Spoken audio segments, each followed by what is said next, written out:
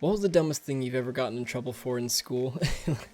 Let me know in the comments below so I feel a bit better about telling you this embarrassing story. Got this running me, curly yellow dancing on me. Said she smelled a grin on me, and she straight from California, freaky, yeah, she. Hey, it's Fringe. You guessed it, it's time for another stupid-ass embarrassing story from when I was in 6th grade. For the most part, I wasn't a douchebag, you know.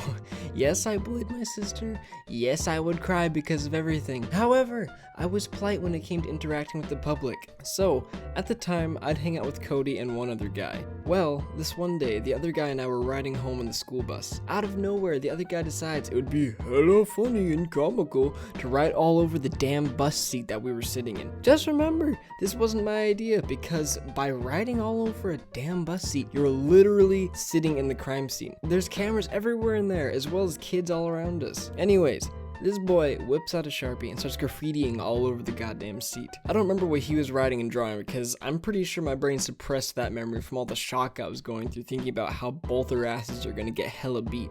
Ass beating we will receive.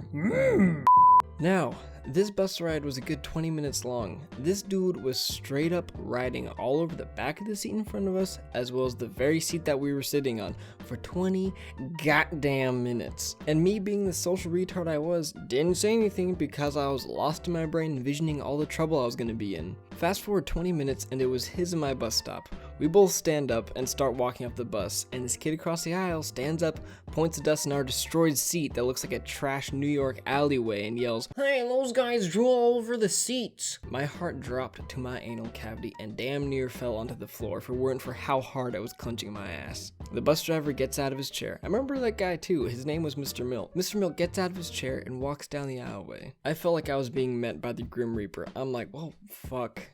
You know, who would have thought that my life would end at 11 years old? Just, God. You know, I didn't even taste a beer. I haven't even gotten to touch a boob yet. Fuck. Mr. Grim Reaper takes one look at our chair, and you could just see in his eyes that we were fucked. In the calmest voice, he said, What possessed you two to do that to my bus? "Cause you know that all the guy lived for was keeping that bus, his baby, nice and clean, and then getting to go home, drink a beer, and pass out in his recliner, and then do it all over the next day. You know, it's the good life." He then let us know that we'd be hearing from the school tomorrow. You know, that night, I cried in the shower and went to bed.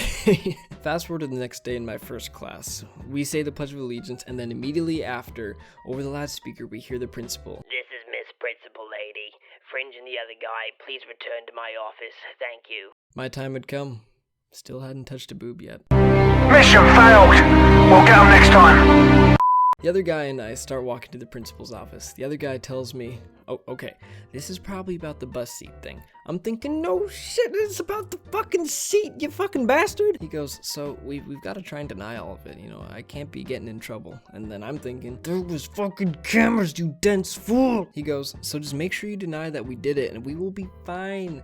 I'm thinking, we? Fucking we? You've sabotaged my educational career, you asshole. We get to the principal's office. The principal has the other guy going first. You know, about 5 minutes pass and she sends him out and he gives me a thumbs up. She then calls me in. I immediately start crying and spill all the beans. Every damn bean. I didn't give a fuck. I just wanted to go home and play Minecraft. Principal then calls my friend in and basically accuses him of lying and that we need to have his parents sign a paper acknowledging what he did. I, however, wasn't in any trouble, thank God. Principal gives him the paper and says that we can go back to class. So him and I start walking back to our classroom. He tells me, "Okay, so I need a favor. You know, I really can't have my parents knowing what I did. You know, I know that your mom taught you cursive when you were, you know, being homeschooled, but can you forge my dad's signature?" And for whatever reason, I said that I would. Dumbass, I know. As if there wasn't any way that a grown lady wouldn't be able to tell that an 11-year-old forged an adult signature. So I forged a signature and we turned in the next day. Turns out I spelled his dad's name wrong. Plus there was the whole, this was most definitely an 11-year-old's handwriting. Interesting. So in the end of all of it, we had to do a week of picking up garbage around the school campus during our recess like inmates on a freeway.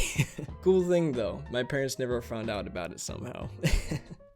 Alright guys, thanks for watching. If you like what you saw and you want to see more, make sure to like the video and subscribe down below. And I've seen that a lot of people have been subscribing lately, so welcome to the ItsFringe channel.